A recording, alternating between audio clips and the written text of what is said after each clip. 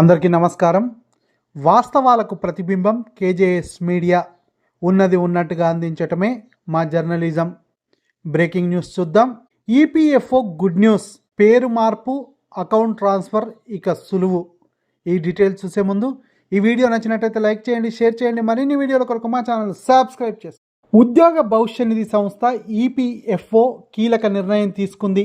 PF ఖాతాదారుల పేరు, పుట్టిన తేదీ తదితర వివరాలు మార్చుకోవడానికి సులభంగా చేసింది.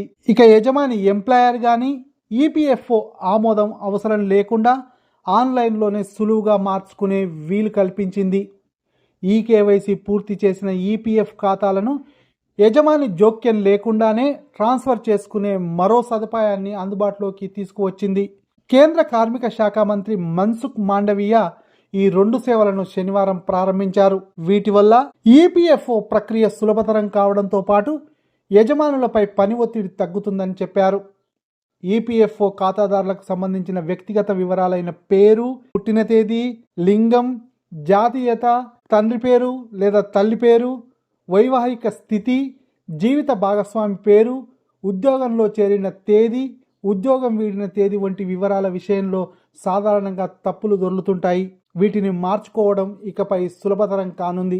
2017 అక్టోబర్ 1 తర్వాత జారీ అయిన యుఏఎన్ ఖాతాదారులకు ఈ కొత్త సదుపాయాన్ని వినియోగించుకోవచ్చు. వివరాలు మార్చుకునేందుకు ఎలాంటి సపోర్టింగ్ డాక్యుమెంట్లు అవసరం ఉండదు. 2017 1 కంటే ముందు జారీ అయిన యుఏఎన్ ఖాతాదారుల విషయంలో ఈపీఎఫ్ఓ ఆమోదం అవసరం లేకుండానే యాజమాన్యమే అవసరమైన మార్పులు చేయవచ్చు. ఇందుకు అవసరమైన సపోర్టింగ్ డాక్యుమెంట్లను సైతం తగ్గించినట్లు మంత్రి తెలిపారు.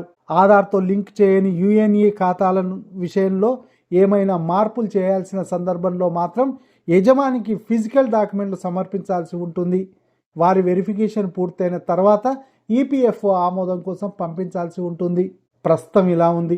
ఉద్యోగంలో చేరిన సందర్భంలో ఆయా సంస్థలు పేర్లు, వైవాహిక స్థితి, సర్వీస్ వివరాలు నమోదు చేయడంలో తప్పులు చేస్తుంటాయి. ఈ కరెక్షన్లకు సరిచేయడానికి ఉద్యోగులు ఆన్లైన్లో సంబంధిత డాక్యుమెంట్లతో రిక్వెస్ట్ పెట్టాల్సి ఉంటుంది. ఒకసారి యజమాని వెరిఫై చేసిన తర్వాత రిక్వెస్ట్ ఈపీఎఫ్ఓ ఆమోదం కోసం పంపుతారు. ఈ ప్రక్రియను జాయింట్ డిక్లరేషన్ అని పేర్కొంటారు. ఒక 2024-25 ఆర్థిక సంవత్సరంలో 8 లక్షల రిక్వెస్ట్లు వచ్చాయని మాండవీయ తెలిపారు. తాజా నిర్ణయంతో 45% మందికి తక్షణమే ఊరట లభిస్తుందని, మరో 50% మంది కరెక్షన్లు యజమాని దగ్గర పరిష్కారం కానున్నాయని చెప్పారు.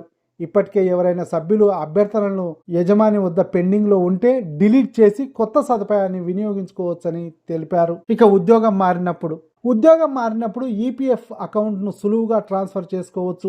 ఈకేవైసీ పూర్తి చేసిన ఖాతాదారులు ఆధార్ ఓటీపీ ఎంటర్ చేసి యజమాని జోక్యం లేకుండానే ట్రాన్స్ఫర్ చేసుకోవచ్చని మాండవీయ తెలిపారు.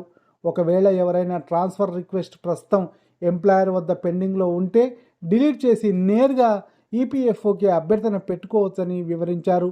ఉద్యోగం మారిన సందర్భంలో ఈపీఎఫ్ఓ అకౌంట్ ట్రాన్స్ఫర్ అభ్యర్థనలు ఈపీఎఫ్ఓకు చేరడానికి సగటు 12 నుంచి 13 రోజుల సమయం పడుతుందని మాండవీయ పేర్కొన్నారు. తాజా నిర్ణయంతో గడువు తగ్గుతుందని తెలిపారు. బ్యాంకింగ్ వ్యవస్థలకు సమానంగా ఈపీఎఫ్ఓ సేవలను అందించడమే లక్ష్యంగా అనేక చర్యలు చేపడుతున్నట్లు మంత్రి వివరించారు. ఈ వీడియో నచ్చినట్లయితే లైక్ చేయండి, షేర్ చేయండి. మరిన్ని వీడియోల కొరకు మా ఛానల్ సబ్స్క్రైబ్ చేసుకోండి.